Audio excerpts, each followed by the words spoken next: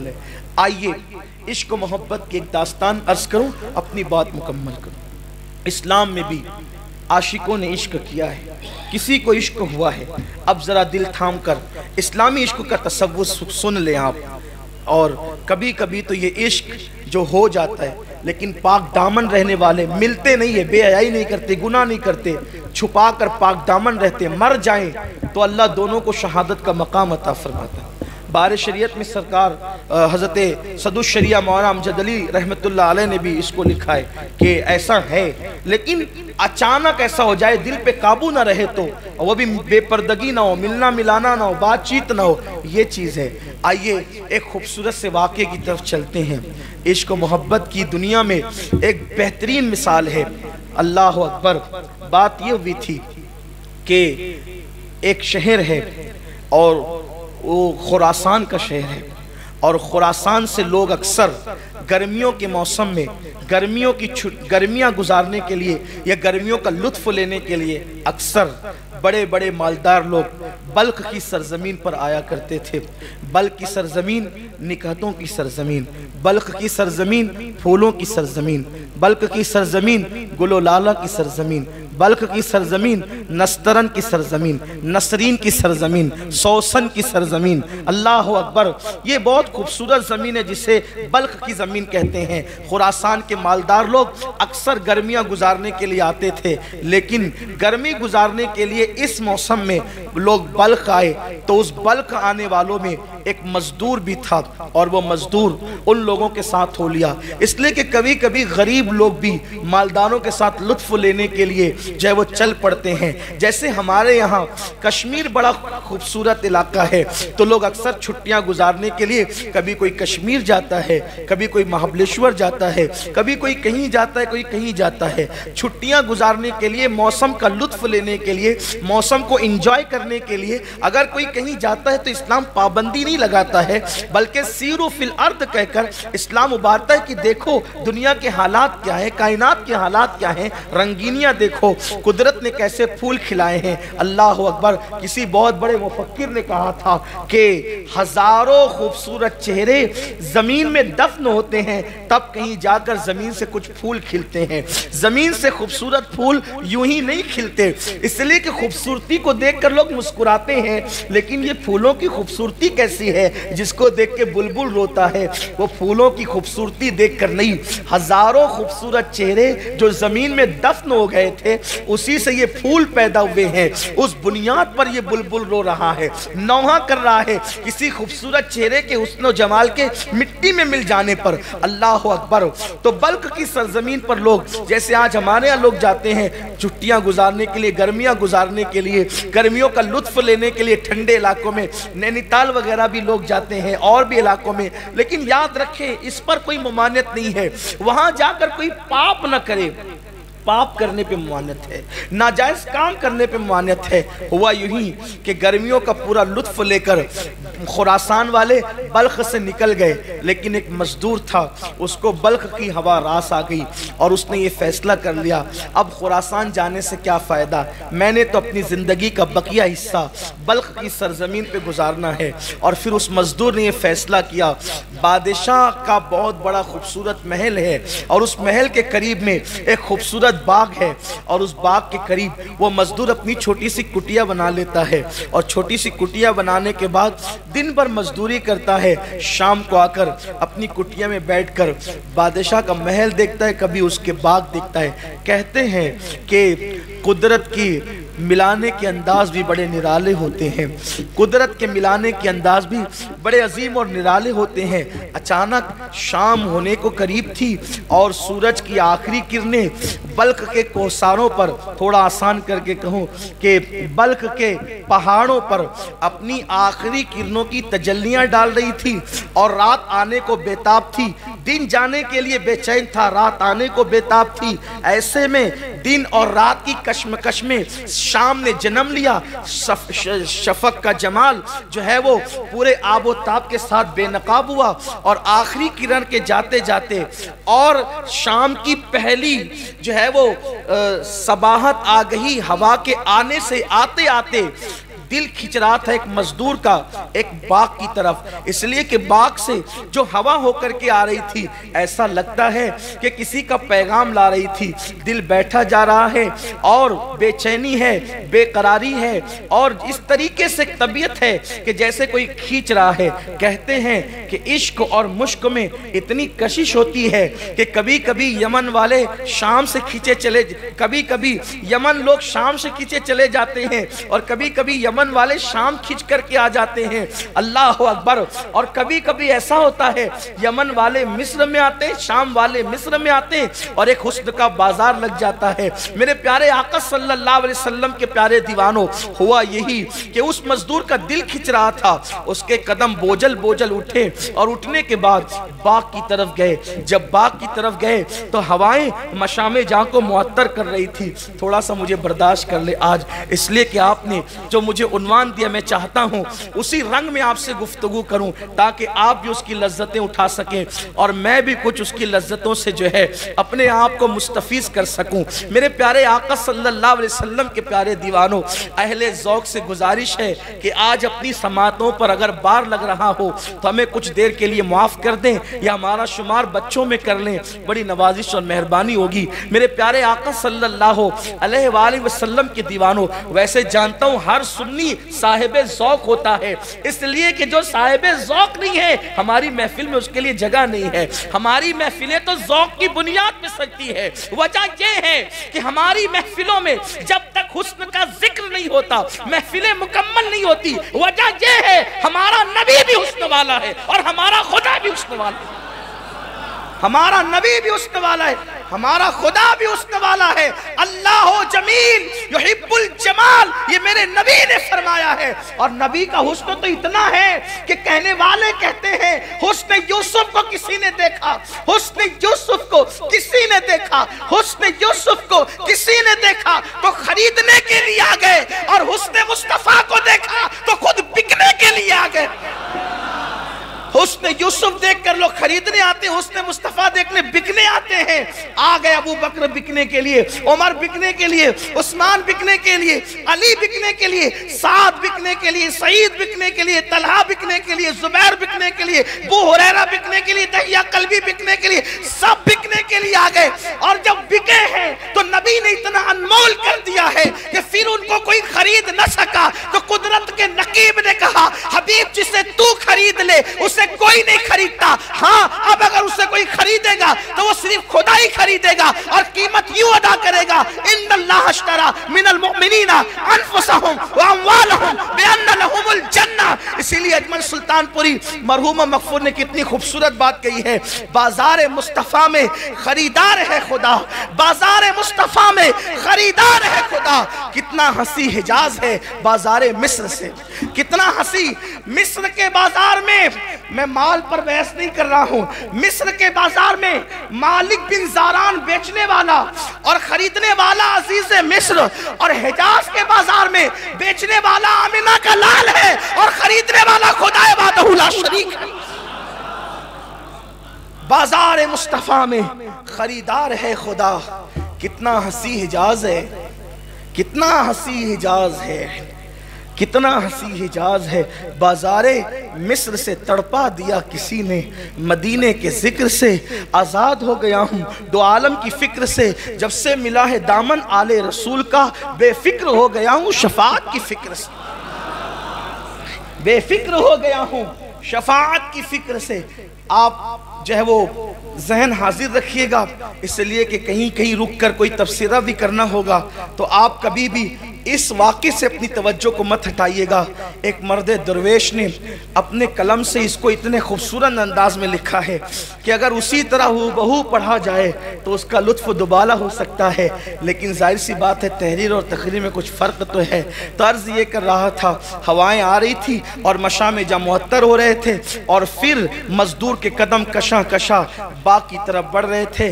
مزدور نے باغ میں قدم رکھا، اور جیسی قدم رکھا تو ایسا لگا کہ جیسے پھولوں میں کوئی پھول کھلا ہو، پھولوں میں کوئی پھول کھلا ہو، اور پھولوں کا حال یہ ہے کہ وہ کھلتے ہیں تو پھول لگتے ہیں، لیکن وہ پھول اس طرح کھلا تھا کہ وہاں آنکھیں نرگس کے پھولوں کی طرح تھی، وہاں بال سنبل کی طرح تھے، وہاں چال ہرن کی طرح تھی، اور لب جو ہے گل و لالا کی طرح دعوت نظارہ دے رہے تھے، اور رخسار یوں کھلے ہوئے تھے کہ کہنے والا یوں کہے کہ جیسے ابھی گلاب کی کلیوں نے پتیوں سے اپنے چہرے کو بے نقاب کیا ہے۔ جیسے ہی نگاہیں چار ہوئی، بیچارہ غریب قسمت کا مارا، وہ تو ایسی بجلی گری دل تھام کے رہ گیا، اور دل ٹوٹ کر کے دل کا آبگینہ چکنا چور ہو گیا۔ کوئی اتنا بھی حسین ہے، کوئی اتنا بھی خوبصورت ہے، لیکن آنکھیں چار کیا ہوئی تھی قربان، اسلامی تقدس اب تک باقی تھا، نگاہیں چار ہوئی لیکن جھک گئی شرم سے، اللہ دیکھ رہا ہے۔ مگر بس وہ تو اپنا کام کر چکی تھی۔ ہزاروں تلواروں کے ضربوں سے کسی کو قتل کرنا اتنا آسان نہیں ہوتا جتنا نگاہ کے وار سے قتل کرنا آسان ہوتا ہے۔ تلواروں کا کٹا ہوا ایک مرتبہ آہ کرتا ہے اور ہمیشہ کے لیے ختم ہو جاتا ہے، لیکن کشتہ عشق ہر بار جیتا ہے، ہر بار مرتا ہے۔ تلواروں سے کٹنے والا کفن میں سکون کی نیند سو جاتا ہے، لیکن نگاہوں کا قتیل جو ہوتا ہے وہ ہر لمحہ جیتا ہے، ہر لمحہ مرتا ہے، ہر لمحہ آئے بھرتا ہے، نہ نیند نینا، نہ انگ چینا، نہ آپ آئے، نہ بھیجی بتیا۔ اللہ اکبر، آنکھیں چار کیا ہوئی، دل ہار بیٹھا، اور پھر دل کا آبگینہ چکنا چور ہوا، بجلی سی گری، اور گرنے کے بعد شہزادی تھی بلخ کی، اور کنیزوں کے جھرمٹ میں تھی وہ، جس کو تھوڑی دیر پہلے میں نے ابھی پھول کہا، نرگس کہا، اور اس کے بالوں کو جو ہے وہ سنبل سے تشبیہ دی، اس کے چلنے کو ہرن کہہ دیا۔ ہو سکتا ہے کسی کو مبالغہ لگے، لیکن بات یہی ہے کہ وہ شہزادی واقعی تھی بھی اتنی خوبصورت، اور حسن کی ملکہ تھی وہ۔ آج کل کسی کو حسن کی ملکہ کہنا آسان ہے، لیکن کسی کا حسن کی ملکہ بن جانا بہت مشکل ہے۔ کیا تھا بیچارہ مزدور، دل پکڑ کے رہ گیا۔ یوں ہی تو وہ سب کچھ کھو چکا تھا، لیکن کسی کے دیدار نے تو اس کا سب کچھ لوٹ لیا۔ وہ بوجھل قدموں سے چلا، اب نہ خود کی فکر ہے، نہ کھانے کی فکر ہے، نہ مزدوری کی فکر ہے، نہ کوئی اور فکر ہے، بس ایک ہی فکر ہے، وہ کیسا تھا، وہ کیسا تھا۔ کبھی کبھی ہوا کے جھونکے آتے تو رات کی تاریکیوں میں بیچارہ دروازہ اپنی کٹیا کا کھول دیتا، کہیں وہ تو نہیں آ گیا ہے۔ انداز ہو بہو تیری آواز پا کا تھا، باہر نکل کے دیکھا تو جھونکا ہوا کا تھا۔ لطافت ہوا کسی کے قدموں کے جو ہے وہ اشارے کے حوالے سے بہت واضح انداز سے انسان کی رہنمائی کرتے ہوئے نظر آتے ہیں۔ ایسا ہی تھا، وہ کبھی ہواؤں سے باتیں کرتا، کبھی فضاؤں سے باتیں کرتا، حالانکہ وہ مزدور تھا، لیکن تھا اتنا خوبصورت کہ کوئی شہزادہ بھی اس کے سامنے کھڑا کر دیا جائے تو شہزادے کے حسن کو بھی اس مزدور کا حسن مات دے سکتا ہے۔ اس لیے کہ خوبصورت بچے کوئی ضروری نہیں ہے کہ بادشاہوں کے گھر میں ہی پیدا ہو، مالداروں کے گھر میں ہی خوبصورت پیدا ہو، ایسا ضروری نہیں ہوتا۔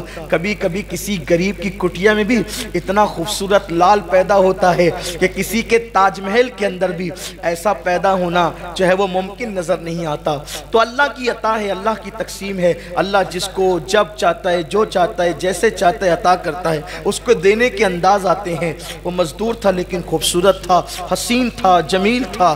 اگر وہ حسن کی ملکہ تھی تو یہ بھی حسن کا تاجدار تھا۔ اگر وہاں چلنے میں ہرن کی ادائیں تھی تو یہاں بھی چلنے میں جو ہے باز کی بے باکیاں تھی۔ اگر وہاں آنکھوں میں نرگسی پن تھا تو یہاں بھی آنکھوں کے اندر مستانہ جو ہے وہ مستیاں جھلکتی تھی۔ اگر وہاں پر جو ہے اللہ اکبر رخسار گل لالا کی طرح کھلے ہوئے تھے تو یہاں بھی رخسار شفق سے کم نہیں تھے۔ حسن اللہ اکبر کم و بیش دونوں کا برابر تھا، فرق اتنا تھا کہ وہ محل کی رہنے والی تھی اور یہ کٹیا کا ایک مزدور تھا اور ایک اجنبی مسافر تھا اس بلخ کے شہر کے اندر۔ پھر کیا ہوا، دن گزرتے گئے، رات ہوتی گئی، نہ کھانے کی فکر نہ پینے کی فکر۔ کسی عاشق کے زار سے جا کر کے پوچھو جب واقعی عشق ہوتا ہے تو کیفیت کیا ہوتی ہے۔ کبھی ہم بھی وہ لمحے مانگتے ہیں اللہ ہمیں وہ لمحے عطا کر کہ تو اپنے محبوب کا عشق ہمیں دے دے کہ میرے دل کو درد الفت وہ سکون دے الہی، میری بے قراریوں کو نہ کبھی قرار آئے، جو جنا بنائے بن کو، جو چمن بنائے بن کو، جو جنا کرے چمن کو، میرے باغ میں الہی کبھی وہ بہار آئے۔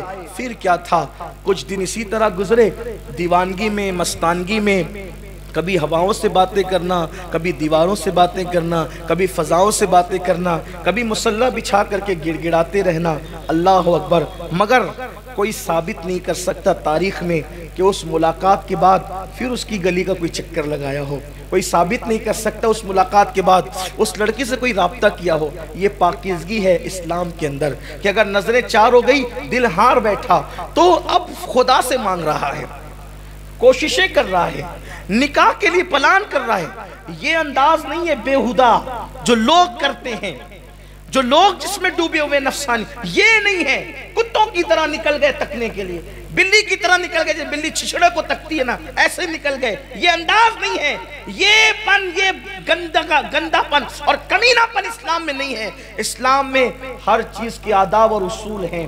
نظریں چار کیا ہوئی، مسلح پر آ گئی جناب، ہواؤں سے باتیں کرنے لگے، فضاؤں سے باتیں کرنے لگے، اور جب دیوانگی ایک جگہ پہ تھم گئی، ایک حوصلہ پیدا کیا عشق نے، چل یار چل کر سیدھے بات کرتے ہیں، ڈائریکٹ بات کریں۔ لڑکی کو کسی پارک میں بلا کر اس کی آبرو کا منصوبہ بنانا، یہ نامردی تو ہو سکتی ہے، عشق نہیں ہو سکتا۔ مردانگی کیا ہے، جس سے نظر چار ہوئی، جس کا حسن پسند آیا، جائز طور پر اس کو اپنے نکاح میں لے لیتے، اس کو مانگ لیتے ہیں۔ کون؟ کٹیا میں رہنے والا مزدور جو خود بلگ کا ہے بھی نہیں، خراسان سے آیا ہے چھٹیاں گزارنے کے لیے گرمیوں کی، کسی کے ساتھ قافلہ چلا گیا، رک گیا، اور اب آنکھیں چار ہوئی ہے تو فیصلہ کرتا ہے کہ میں نے جانا ہے اور بادشاہ سے اس شہزادی کا ہاتھ مانگنا ہے جس نے میری نیندیں اڑا رکھی ہے، جس نے میری نیندوں کو برباد کر دیا، میرا چین لے لیا، میرا سب کچھ چھین لیا۔ پھر کیا تھا، رات کو تیاری کی، آخری پہر میں سسکیاں لیتے ہوئے کٹیا کے اندر سسکیاں لیتے ہوئے دعا کی، بگڑی بنانے والے میری بھی بگڑی بنا دے، قسمت سنوارنے والے تو قسمتوں کو بدل دیتا ہے، میری قسمت میں بھی جو ہے وہ اسے لکھ دے جسے میں نے دیکھا ہے، اس لیے کہ اوروں کو جو ملا ہے مقدر سے ملا ہے، مجھ کو تو مقدر بھی تیرے در سے ملا ہے۔ خدا کی بارگاہ سے کون سی نعمت نہیں مل سکتی، وہ تقدیر بنانے والا رب ہے، اس نے تقدیر لکھی ہے، اس نے تقدیر بدلنا بھی وہ جانتا ہے۔ ہائے ہائے، راتوں کی آخری پہر کی سسکیاں لی، صبح کا انتظار کرنے لگا، اور پھر وہ اجنبی مسافر مزدور صبح ہوتے ہوتے بادشاہ کے محل کی طرف بڑھا۔ جب بادشاہ کے محل کی طرف گیا تو وہاں پر دربار لگا ہوا تھا، خاص و عام کی سنوائیاں ہو رہی تھی، اس لیے کہ جب ہم بادشاہ تھے تو لوگوں سے نفرت نہیں کرتے تھے، بلکہ ہمارے یہاں دربار لگا کرتے تھے، اور ہر خاص و عام سے بادشاہ ملاقات کرتا تھا، اس کے مسائل پوچھتا تھا۔ اچانک کوئی سپاہی آتا ہے، آداب حضوری بجا کر کے لا کے کہتا ہے، بادشاہ سلامت، جہاں پناہ کوئی مزدور آیا ہے اور وہ آپ سے باریابی چاہتا ہے اور کہتا ہے مجھے بادشاہ سے بات کرنا ہے۔ بادشاہ نے کہا بھیجو، اسی لیے تو بیٹھے ہیں۔ آ کر کے مزدور سامنے کھڑا ہوا، بدن پر پیوندار لباس ہے، آنکھیں جو ہے بھری بھری ہے، اور جو میں نے حسن بیان کیا اب دوبارہ اس کو پھر کہوں گا تو وقت جائے گا، وقت ختم ہونے سے پہلے گفتگو مکمل کر لینی ہے، آپ کی توجہ بھی اللہ کرے سلامت رہے۔ پھر کیا تھا، اتنے بڑے نوجوان کو اور پھر خوبصورت جوان کو بادشاہ نے دیکھا، اور پھر بادشاہ نے کہا جائے کس مقصد کے تحت آپ آئے ہیں، تو اس جوان نے پوری بے باکی کے ساتھ کہا، جہاں پناہ جو فریاد میں لے کر کے آیا ہوں وہ فریاد لوگوں کے سامنے پیش کرنے کی نہیں ہے، اگر آپ میری فریاد سننا ہی چاہتے ہیں تو میں تخلیہ چاہتا ہوں، تخلیہ عطا کیا جائے، اس کے بعد گفتگو ہوگی۔ پھر ایک ہاتھ کا اشارہ ہوا، پوری محفل برخاست ہو گئی، اور بادشاہ چند وزراء کے ساتھ اس کو باریابی کی اجازت دیتا ہے، اور وہ جوان پھر پوری بے باکی کے ساتھ بادشاہ سے کہتا ہے، بادشاہ آپ کی جو اکلوتی بیٹی ہے بلخ کی شہزادی، اس کا ہاتھ مانگنے اور اس سے نکاح کا رشتہ لے کر کے آیا ہوں۔ جیسے ہی یہ بات ایک اجنبی مسافر مزدور کی زبان سے، جس کے بدن پر پھٹا پرانا پیوندار کپڑا تھا، لیکن جب اس کی زبان سے یہ بات سنی گئی تو جیسے لگا کہ پیروں کے نیچے سے زمین کھسک گئی ہو۔ وزیر کی آنکھوں میں خون اتر آیا۔ کہتے ہیں چائے سے زیادہ کتنیاں گرم ہوتی ہے، وزیر کی آنکھوں میں خون اتر آیا، اور وزیر نے اپنی تلوار کو جو ہے حرکت دیتے ہوئے کہا، بدبخت بد نصیب انسان، اپنی اوقات دیکھ، اور تو شہزادی کا ہاتھ مانگنے کے لیے آیا ہے؟ کبھی سوچا بھی تو ہوتا کہ کیا مکمل میں بھی کبھی ٹاٹ کے پیون لگا کرتے ہیں؟ مگر واہ مسلمان، واہ اسلام، کیا انداز تھا بادشاہوں کا۔ بادشاہ نے وزیر کو جھڑکتے ہوئے کہا، کیا بکواس کرتے ہو؟ پھلدار ٹہنیوں پہ پتھر تو کوئی بھی پھینک سکتا ہے، پتھر پھینکنے پر اعتراض کیوں ہے؟ بات اتنی ہے، اسلامی نقطہ نظر سے ہر جوان کو حق ہے کہ جہاں وہ لڑکی دیکھے وہاں وہ اپنا رشتہ بھیج سکتا ہے۔ اب بات آپ پر ہے، پسند آئے تو دیجئے، نہ پسند آئے نہ دیجئے۔ اس طرح کسی کو روب سے دبایا نہیں جا سکتا۔ آپ اس کی فریاد سنیں، اگر آپ دے سکتے ہیں تو دیں، نہیں دے سکتے تو نہ دیں۔ بادشاہ نے بہت حسن تدبیر کے ساتھ معاملے کو رفع دفع کیا، اور پھر اس سے کہا کہ وزیر آپ سے بات کریں گے، آپ ان سے بات کر لیجئے۔ اور پھر وزیر سے کہا، دیکھو غریب ہے، اسلامی نقطہ نظر سے یہ رشتہ مانگ سکتا ہے، ہم بادشاہ ہیں، اسے رشتہ نہیں دیں گے۔ ایسی کوئی کڑی شرط یا مشکل شرط رکھ دو جس کو یہ پورا ہی نہ کر سکے۔ اگر یہ پورا نہیں کر سکے گا تو معاملہ خود ہی ختم ہو جائے گا، اور پھر دوبارہ منہ دکھانے کے قابل نہیں رہے گا۔ وزیر کو یہ بات بادشاہ کی بڑی پسند آئی، لیکن میں اس بادشاہ کے اخلاق سے بڑا متاثر ہوا جب مجھے تاریخ میں اس کی زندگی پڑھنے کو ملی کہ آخر وہ ایک مزدور کا اتنا دل رکھنا چاہتا تھا، ایک مزدور کے لیے اس کے دل میں اتنی وسعت تھی کہ وہ اس حسن تدبیر کے ساتھ معاملے کو ٹال رہا تھا، ڈانٹ نہیں رہا تھا، چیخ نہیں رہا تھا، چلا نہیں رہا تھا، ناراض نہیں ہو رہا تھا۔ آخر کار وزیر بڑا دانشمند تھا، وزیر نے کہا، دیکھو آپ ایک کام کریں، آپ 8 دن کے بعد آئیں، 1 ہفتے کے بعد ہم مشورہ کرتے ہیں، پھر بتائیں گے کرنا کیا ہے۔ 8 دن کے بعد وہ چلا گیا۔ اب 8 دن اس کے ایسے گزرے جیسے قیامت کی صبح طویل ہوگی، ایک ایک دن اتنا بھاری گزر رہا تھا۔ خدا خدا کر کے 8 دن گزرے، اور وہ امید کے ساتھ جب واپس آیا تو وزیر نے کہا، جن بادشاہ اور شہزادوں کے رشتے بلخ کی شہزادی کو آئے ہیں ان میں آپ کا نام بھی شامل کر لیا گیا ہے، آپ کو بھی اس میں شامل کر لیا گیا ہے، لیکن بادشاہ کی طرف سے شرط یہ ہے کہ بادشاہ کی ایک لوتی بیٹی کو اسی کے نکاح میں دیا جائے گا جو بادشاہ کی بیٹی کے لیے، اس کے ہار کے لیے کالا ہیرا لائے گا، اپنی زبان میں بلیک ڈائمنڈ لائے گا، اسی کے ساتھ اس کا رشتہ کیا جائے گا۔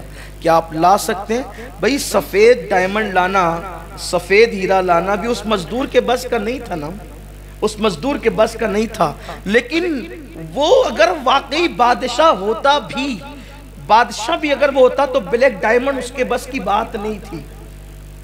یہ اور بات ہے، ہند والوں کے مقدر عروج پر ہیں۔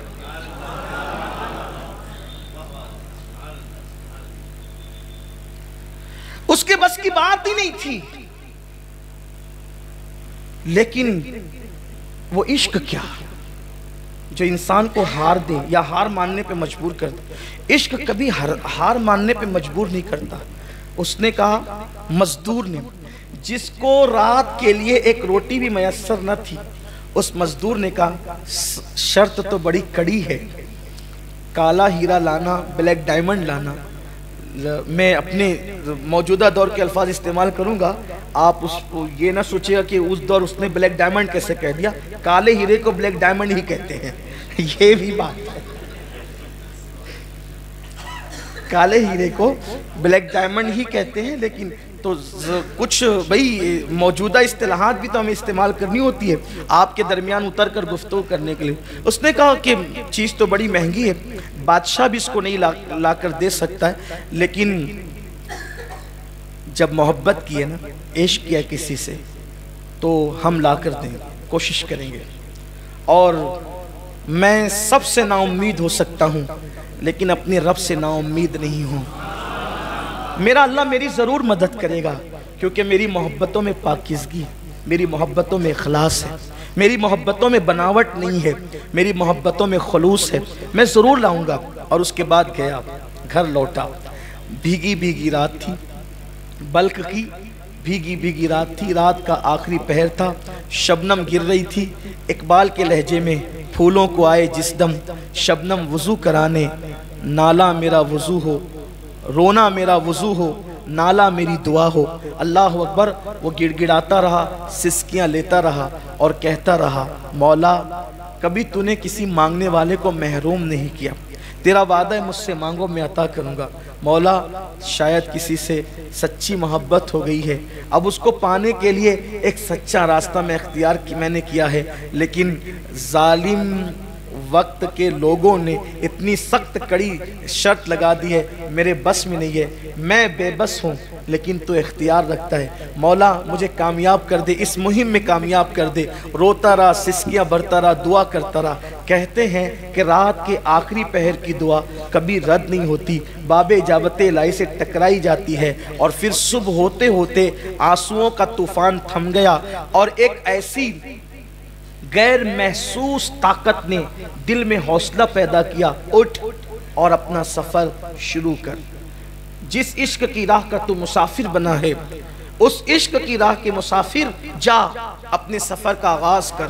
بس دل میں ایک عجیب سی لگن تھی، امنگ تھی، پھاوڑا اٹھایا، گردن پہ رکھا، اور نامعلوم منزل کی طرف وہ خراسان کا ایک مسافر بلخ کی سرزمین پہ روانہ ہو گیا۔ صبح سے شام تک، شام سے صبح تک، صبح سے شام تک، شام سے صبح تک، کئی شبانہ روز تک بغیر سنگ میل کے، بغیر منزل کے چلتا رہا، چلتا رہا، چلتا رہا۔ کبھی نانی دادی سے کہانی میں سنا تھا کہ برفیلے پہاڑ جو کالے ہوتے ہیں اسی کے اندر کالا ہیرا، بلیک ڈائمنڈ ہوتا ہے۔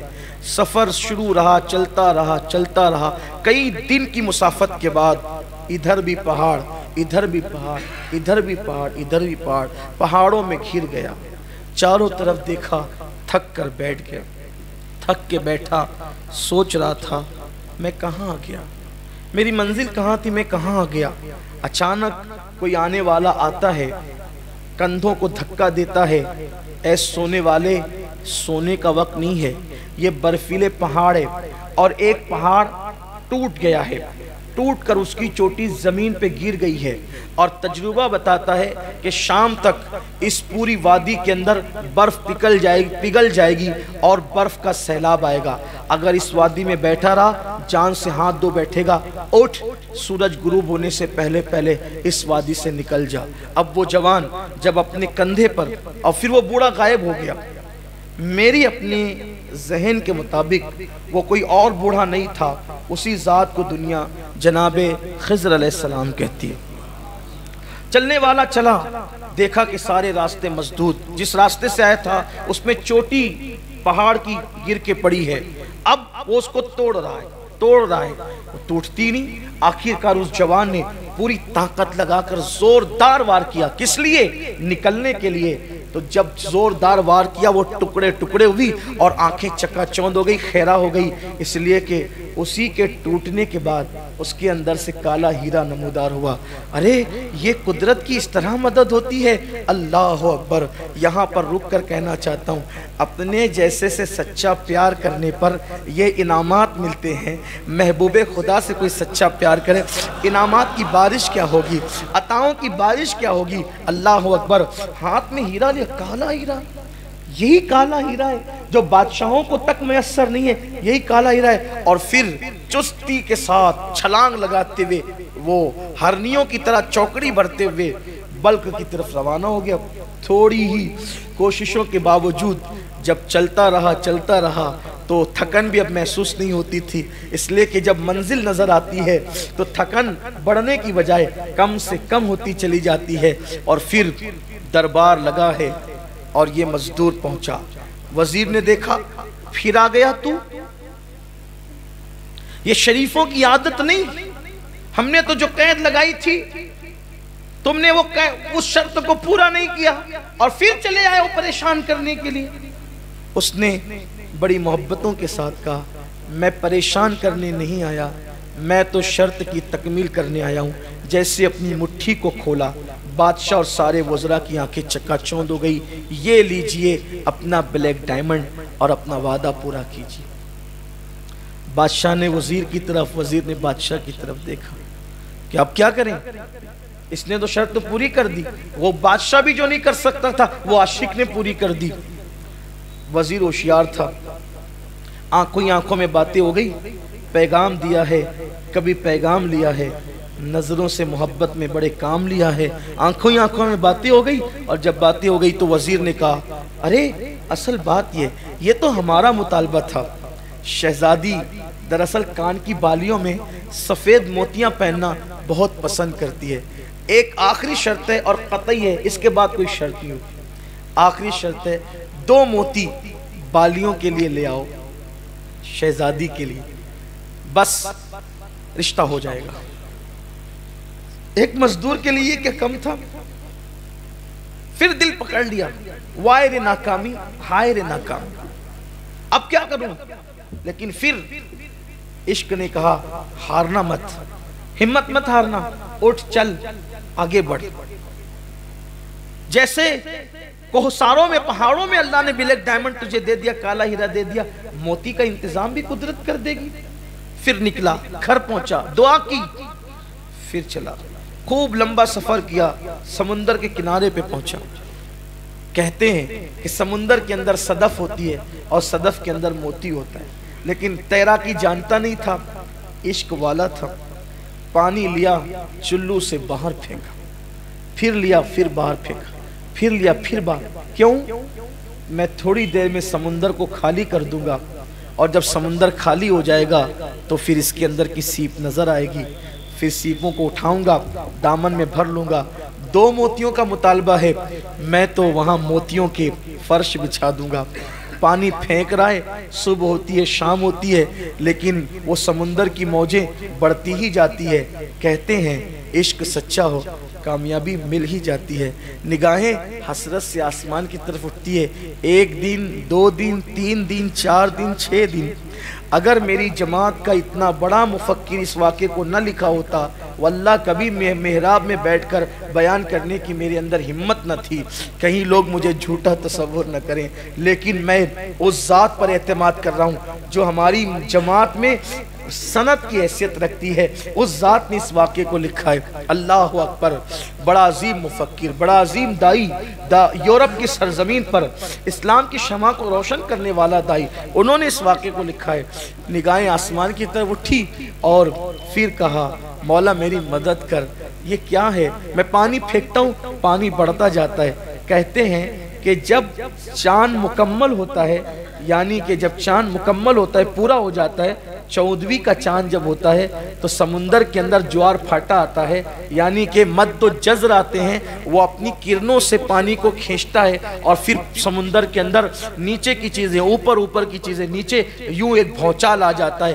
بس ایسا ہی ہوا، 14ویں شب آئی اور آنے کے بعد جب مد و جزر کے مناظر دیکھے تو کئی سیپیں جو ہے وہ پڑی تھی۔ صبح کا وقت ہوا، دامن میں سمیٹا اور سفید موتیوں کو لے کر پھر دوڑا۔ اب جب گیا تو وہاں پر دربار لگا تھا، پھر آ گئے، ہاں وعدہ پورا کر رہے ہیں، یہ موتی بھی لے آئے۔ موتیوں کو دیکھے سچے موتی، بادشاہ لوگ تھے، وزیر لوگ تھے، جانتے تھے سچے موتی۔ اب کوئی جواب نہ تھا۔ وزیر نے بہت ہلکی آواز میں کہا سوچو تو صحیح، کہاں رشتہ لے جا رہے ہو؟ آپ نے شرطیں تو پوری کر دی ہے، لیکن تھوڑا بادشاہ کا خیال تو کرو۔ ابھی کچھ باتیں ہو ہی رہی تھی، اچانک ایک کنیز دوڑی آئی اور اس نے کہا شہزادی اچانک گری، بے ہوش ہو گئی ہے، اس کی نبضیں جو ہے وہ تھمتی جا رہی ہے، اس کی سانسیں رکتی جا رہی ہے۔ پوری محفل اٹھی شہزادی کی طرف، وائے رے ناکامی، ہائے رے ناکامی۔ شرطیں تو پوری ہو گئی، بلیک ڈائمنڈ بھی پیش کر دیا گیا، سفید موتی بھی دے دیے گئے، لیکن جس کے لیے گئے تھے اسی کا انتقال ہو گیا اور وہ شہزادی دنیا سے کوچ کر گئی۔ سب کہہ رہے تھے شہزادی مر گئی، لیکن مزدور کہہ رہا تھا میری شہزادی نہیں مر سکتی، میری محبت نہیں مر سکتی، میرا پیار نہیں مر سکتا۔ پھر کیا تھا، پورا بلخ سوگواری میں ڈوب گیا، شہزادی کو غسل دیا گیا، غسل دینے کے بعد کفن پہنایا گیا، اور پھر بادشاہ کی بیٹی تھی، ہزاروں کے لاکھوں کے ہجوم میں جنازہ اٹھا، یہ بھی سر جھکائے جھکائے مزدور چل پڑا۔ پھر کیا تھا، نماز جنازہ ہوئی اور لاکھوں لوگوں نے ڈبڈباتی ہوئی آنکھوں سے شہزادی کو شاہی قبرستان میں دفن کر دیا۔ لوگ اپنے اپنے گھروں کو چل پڑے، اور پھر رات نے اپنی سیاہ چادر بلخ کی سرزمین پہ تان دی، لوگ غموں میں ڈوبے بستروں پہ لیٹ گئے۔ کہتے ہیں کہ رات کا آخری پہر تھا، رات کی سیاہ زلفیں تھوڑا کمر سے نیچے آ کر ڈھلک گئی تھی، ایسے وقت میں وہ اپنی کٹیا سے نکلا، اور نکلنے کے بعد کون، کندھے پہ کدال رکھ کر مزدور نکلا، اور نکلنے کے بعد جس نے کالا ہیرا اور سفید موتی لائے تھے، یعنی دریا اور کوہساروں کو جس نے مسخر کر دیا تھا، وہ آج اپنی موت کو گلے لگاتے ہوئے بہت بڑا خطرہ مول لے رہا تھا۔ وہ پہنچا شاہی قبرستان میں، تازہ ترین قبر دیکھی، یہی شہزادی کی قبر تھی۔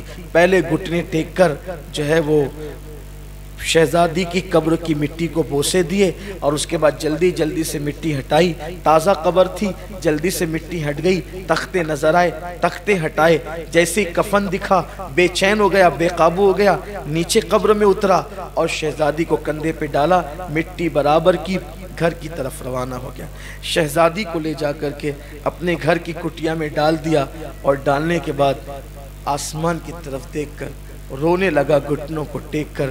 جب بوڑھی زلیخا جوان ہو سکتی ہے، ڈوبا ہوا سورج پلٹ آ سکتا ہے، مردہ سے زندہ، زندہ سے مردہ پیدا ہو سکتا ہے، مومن سے کافر، کافر سے مومن پیدا ہو سکتا ہے۔ اے وحدہ لا شریک، تو وہی تو ہے، تو کسی سے پیدا نہیں، تجھ سے کوئی پیدا نہیں ہوا، لم یلد ولم یولد تیری شان ہے۔ روزانہ نسیم سحر تو چلاتا ہے، روزانہ کلیوں کو کھلنے کا شعور تو دیتا ہے، روزانہ جو ہے وہ صبح کا اجالا تیرے حکم سے تڑکتا ہے، روزانہ رات کی سیاہی تیرے حکم سے آتی ہے۔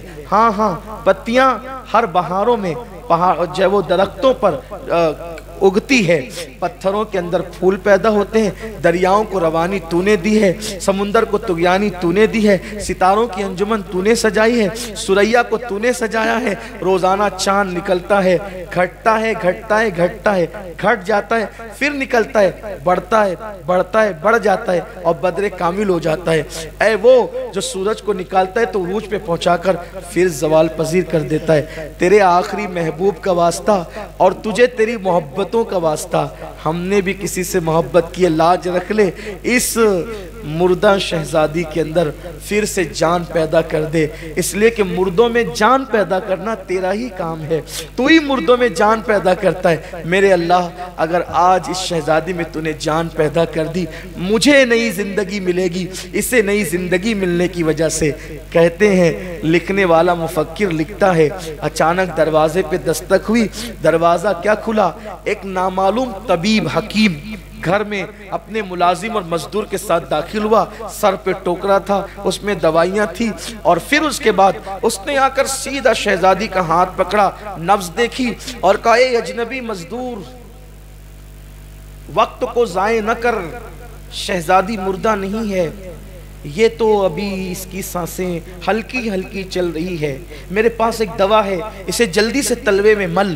اور پھر مزدور کے ہاتھ میں مزدور کے ہاتھ میں وہ دوا دیا، مزدور نے جلدی جلدی سے تلووں پر ملا، اور ملنے کے بعد اس حکیم اور طبیب کی نگاہیں چراغ کی روشنی میں شہزادی کے چہرے پہ ٹک گئی۔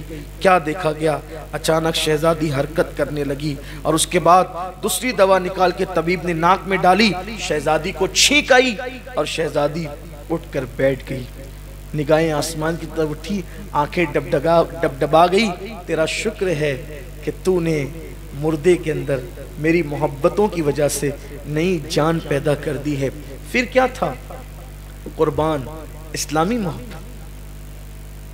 جیسے ہی اس لڑکی نے اپنے آپ کو بیدار پایا، کفن کی آنچل سے منہ چھپایا، میں کہاں ہوں، میرے ساتھ کیا ہو رہا ہے، فوراً اس مزدور نے کہا، آپ کے ساتھ کچھ نہیں ہو رہا ہے، آپ محفوظ ہیں، اور پھر پوری داستان، باغ سے لے کر زندگی تک کی داستان، پوری داستان سنائی.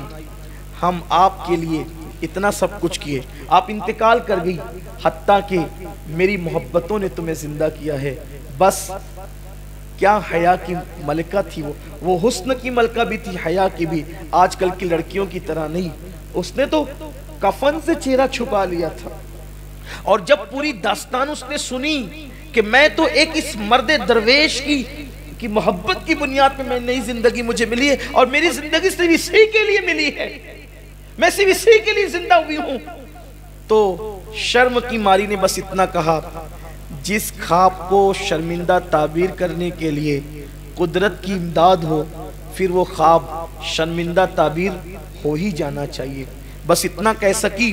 حکیم نے کہا پھر غیر محرمی کب تک، نامحرمی کب تک، ہم دونوں گواہ ہیں، ایجاب و قبول کر لو، ایک دوسرے کے ساتھ نکاح کر لو. نکاح ہو گیا. اب اس مزدور کو نئی زندگی مل گئی. لوگ کہہ رہے تھے شہزادی کا انتقال ہو گیا، لیکن شہزادی نئی زندگی پا کر کٹیا میں زندگی گزار رہی تھی. بس فرق اتنا تھا کہ کبھی محل میں تھی اور آج کٹیا میں. لیکن اس لڑکی کو اس مزدور کے عشق کی اتنی قدر تھی کہ اس کو کٹیا اب راحت دے رہی تھی. اس کی وجہ یہ تھی کہ وہ محل کے اندر تھی، لیکن یہاں اسے محبت مل رہی تھی، پیار مل رہا تھا، وہ دھوکہ نہیں دے رہی تھی، اور اس نے اس راز کو سب سے چھپا کر کے رکھا تھا. بالآخر ایک دن وہ آیا کہ گھر کے آنگن میں ایک پھول کھلا، خوبصورت سا بیٹا پیدا ہوا. بیٹا چلنے لگا، بولنے لگا، کلمہ پڑھنے لگا. اور پھر اس شہزادی نے کہا آج کل سنا ہے کہ میرے انتقال کے بعد ابا اور امی کی طبیعت مسجد مدرسوں کی طرف زیادہ ہو گئی ہے، مدارس قائم ہو رہے ہیں، مساجد قائم ہو رہی ہیں، مکاتب قائم ہو رہے ہیں، بہت محنتیں ہو رہی ہیں دین پر، اس لیے کہ دل اچاٹ ہو گیا ان لوگوں کا دنیا سے. یہ سن رکھا ہے میں نے بھی، اور وہ لوگ دنیا سے دور ہوتے چلے گئے، دین سے قریب ہوتے چلے گئے. ایک کام کرتے ہیں، جو مکتب محل میں چلتا ہے اپنے بچے کو وہیں بھیجتے ہیں. ایک دن مکتب کی سالانہ تقریب تھی، چھوٹا مدرسہ جسے مکتب کہتے ہیں، جیسے ہمارے اپنے یہاں مالیگاؤں میں سنی دعوت اسلامی 60 مکاتب چلا رہی ہے پورے شہر میں. مکتب کی سالانہ تقریب تھی. سالانہ تقریب میں بادشاہ آیا، ننھے بچوں نے جھک کے بادشاہ کو سلامی دی. جیسے ہی بادشاہ کی نظر اس لڑکے پر پڑی، اس لڑکے پر، کس لڑکے پہ؟ مزدور کے لڑکے پہ. بادشاہ کا دل کھنچتا چلا گیا. یہ کوئی مانوس جانا پہچانا چہرہ لگتا ہے، یہ چہرہ جانا پہچانا ہے، یہ چہرے سے انسیت ہے، یہ چہرے میں اپنائیت ہے، یہ چہرے سے خون جوش کھاتا ہے. کون ہے یہ؟ معلم سے پوچھا کون ہے یہ؟ معلم نے کہا وہ سامنے کٹیا ہے نا مزدور کی، اسی کا بچہ ہے، غریب آدمی ہے، روزانہ لا کے پہنچاتا ہے، شام کو لے جاتا ہے. یہ بچہ اپنا سا لگتا ہے. ایک کام کریں، اس کے ابا سے کہنا کہ یہ اس بچے کو محل میں لے کر کے. شام کو ابا آئے تو کہا کہ بادشاہ کا حکم ہے، حکم حاکم ہے کہ تم اپنا بچہ محل میں لے کر جاؤ. انہوں نے کہا بہت اچھا. گھر لایا، بیوی سے مشورہ کیا، کیا ہوگا، کیسے ہوگا؟ ایسا لگتا ہے اب پوشیدہ راز سب اوپن ہو جائیں گے، کیسے ہو سکتا ہے، کیا ہوگا؟ بہرحال شہزادی نے کہا کوئی فکر نہ کریں، ٹھیک ہے. اور وہ بچہ یوں ہی کوئی پہلے کم خوبصورت نہیں تھا.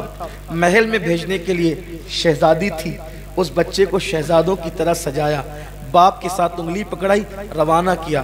جیسے ہی محل میں پہنچا یہ بچہ، خوبصورت سے بچے کو بادشاہ نے اپنی گود میں اٹھایا. مزدور بھی بھیس بدل چکا تھا، مجھے پہچانا نہ جا سکے کہ چند سالوں پہلے رشتہ مانگنے آیا تھا اور شہزادی انتقال کر گئی تھی، پتہ نہیں کیا ہوگا. بھیس بدل لیا. جیسے ہی بادشاہ نے دیکھا اس بچے کو قابو نہ پا سکا، اٹھایا گود میں اور سیدھا زنانہ خانے میں بادشاہ گھس گیا. بادشاہ اس طرح نہیں جایا کرتے تھے زنانہ خانے میں، لیکن جیسے ہی ملکہ کی نظر بادشاہ کے گود کے بچے پڑی، یہ مانوس جانا پہچانا چہرہ. غور کیا، کہا بادشاہ جانتے ہیں مرحوم شہزادی کا بچپن ایسا ہی تھا نا؟ اس کی ناک دیکھو، یہ مرحوم شہزادی کی طرح ہے، اس کے ہونٹ دیکھو مرحوم شہزادی، اس کی آنکھیں مرحوم شہزادی کی. ارے یہ تو مرحوم شہزادی کے ہو بہو دکھتا ہے. کس کا بچہ ہے؟ ارے وہ سامنے جو کٹیا میں مزدور رہتا ہے اسی کا بچہ ہے. یہ بچہ میری مرحوم شہزادی کی یاد دلاتا ہے, یہ میرے یہاں رہے گا, اب ہم اسے جانے نہیں دیں گے. بادشاہ نے کہا کہ بچے خریدے اور بیچے نہیں جاتے نا, تو پہلے اس کے ماں باپ سے پوچھنا پڑے گا. کوئی بات نہیں, غریب لوگ ہیں, ہم اپنے محل میں ان کو جگہ دے دیں گے, وہ ہمارے محل میں رہیں گے, ہم بچہ دیکھتے رہیں گے, تسلی ہوتی رہے گی. کسی کی گود خالی کرنا ہمارا مقصد نہیں, ان سے بات کرو. بادشاہ باہر آیا, کہا کہ ملکہ کی خواہش ہے کہ یہ بچہ محل میں رہے. مزدور نے جواب دیا, بچے بیچنے کے لیے نہیں ہوتے. دیکھا قدرت کے انداز. کل یہ کھڑے تھے کسی بچی کو مانگنے کے لیے, اور آج وہ کھڑے ان کے بچے کو مانگنے کے لیے. اسی کو دنیا کہتے ہیں, کما تدین تدان, اسی کو دنیا کہتے ہیں. بچے بیچنے کے لیے نہیں ہوتے. پھر ہم اپنی بیوی سے مشورہ کریں, یہ بچہ میرا, اس کا مشترکہ بچہ ہے, ہم اپنی بیوی سے مشورہ کریں گے, بیوی جو کہے گی اس پہ عمل کریں گے. اچھا ایک کام کریں, آپ کی بیوی کو منانے کے لیے ہماری ملکہ آپ کی کٹیا میں آ جائے گی. آپ کی بیوی کو منانے کے لیے ہماری ملکہ آپ کی کٹیا میں آ جائے گی, وہ منا لے گی, منانا جانتی ہے وہ, میری ملکہ منانا جانتی ہے, منا لے گی. آپ یہاں کے رہنا, عیش میں رہو گے. اچھا ٹھیک ہے, چلا گیا بچے کو لے کر. ابھی یہ گھر پہنچا تھا, ادھر ملکہ نے کہا ڈولیاں تیار کی جائے. پورے کر و فر کے ساتھ سفر کرنے والی ملکاؤں نے فوراً کہا خواجہ سراؤں سے, محل سے لے کر کٹیا تک کے قطار لگا دو اور ہمیں وہاں جلدی سے جلدی پہنچا دو. ڈولیاں اٹھی, لوگ کہنے لگے اچانک ملکہ کدھر جا رہی ہے؟ کسی نے کہا وہ مزدور کی کٹیا میں جا رہی ہے. کہا رے تعجب ہے, مزدور کی کٹیا میں؟ کہا ہاں, کوئی تعجب نہ کرو, جب سے شہزادی کا انتقال ہوا ہے ان لوگوں کو غریبوں سے پیار ہو گیا ہے, کٹیا میں جانے لگے, نیک ہو گئے, پرہیزگار ہو گئے, جا رہے ہوں گے کسی کٹیا میں دعا لینے کے لیے, کیوں تعجب کرتے ہو؟ بہرحال خواجہ سرا آگے بڑھتا ہے اور اس کے بعد مزدور کے گھر پہ دستک دیتا ہے, دروازہ کھولو, ملکہ تشریف لا رہی ہیں, آپ کی بیوی سے ملنے کے لیے تخلیہ کا موقع دو. جیسے ہی دروازہ کھولا گیا, سنا گیا, دوڑتے ہوئے مزدور نے کہا ملکہ آ رہی ہے, اب تو سارے راز کھل جائیں گے, اب تو شاید قدرت کو یہی منظور ہے. اور پھر ملکہ آ گئی, جیسے ہی نظر پڑی پلک جھپک گئی, میں کوئی خواب تو نہیں دیکھ رہی ہوں. غور سے آنکھیں پھاڑ پھاڑ کے, شہزادی شہزادی شہزادی شہزادی ہو تم تو مر چکی تھی. لیکن دوسری طرف بھی جذبات کا تلاطم تھا, قابو نہ پا سکی. 4 سے 5 سال کے بعد جس بیٹی کو 5 سال پہلے مردہ سمجھ کے دفن کر دیا تھا, وہ زندہ کسی کٹیا میں زندگی گزار رہی تھی, کسی کو پتہ ہی نہیں تھا. ماں بیٹی لپٹ لپٹ کر خوب روئے, اور جب رو چکے, جب جذبات کا تلاطم تھما, بیٹی تم یہاں, شہزادی نے پوری داستان سنائی کہ یہاں آنے کا انداز کیا تھا, کیوں آئے تھے, کیسے آئے تھے. کسی کی محبت اور عشق نے نئی زندگی دی اور یہاں آئے اور اب زندگی گزار رہے ہیں. یہ بات جنگل کی آگ کی طرح پورے بلخ میں پھیل گئی. جسے دفن کر دیا تھا اسے کسی کی پاکیزہ محبت نے نئی زندگی دے دی.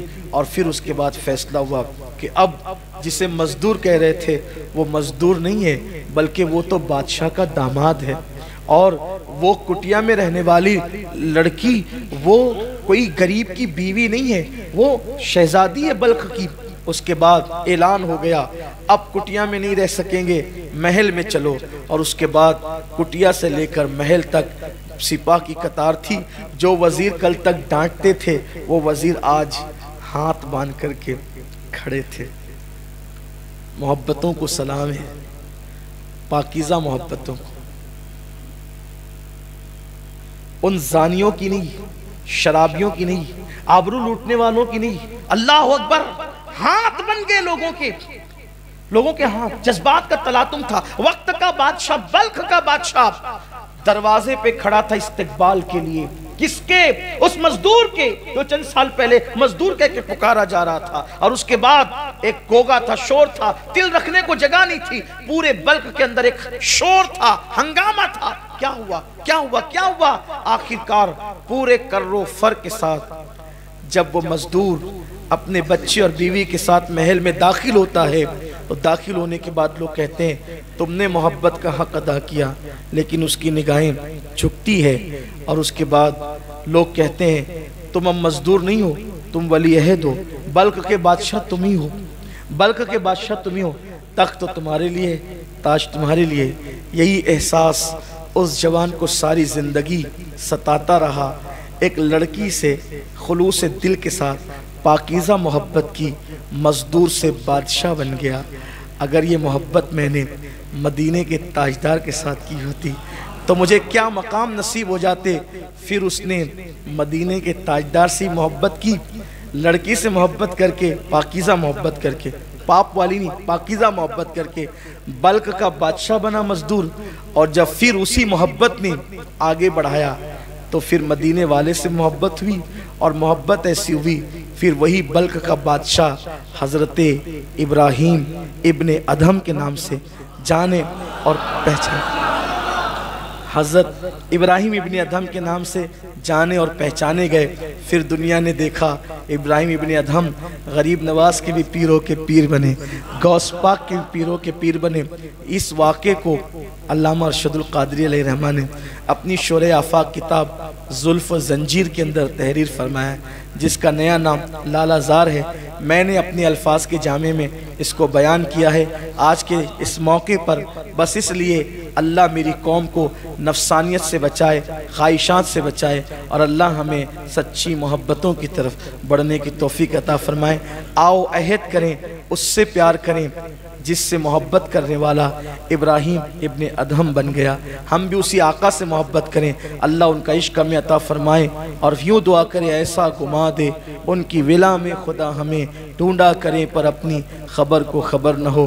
آج آپ نے ابراہیم کے عشق کا ذکر سنا ہے، آئیے اس کشتہ عشق رسول کا ذکر بھی سنیں جس کے عشق پر عاشقی کو ناز ہے۔ اسی کو دنیا افضل البشر بعد الانبیاء بتحقیق سیدنا ابو بکر صدیق کے نام سے جانتی ہے۔ انشاءاللہ 18 تاریخ کو اسکول نمبر 1 کے گراؤنڈ پر مغرب سے رات 10 بجے تک انشاءاللہ جی اچھا اسکول نمبر 14 معاف کیجئے گا، اسکول نمبر 14 کے گراؤنڈ پر مغرب سے رات 10 بجے تک جشن سیدنا صدیق اکبر منایا جائے گا، جس میں آپ بھی ہوں گے اور آپ کے ساتھ فقیر بھی ہوگا انشاءاللہ۔ السلام علیکم ورحمۃ اللہ۔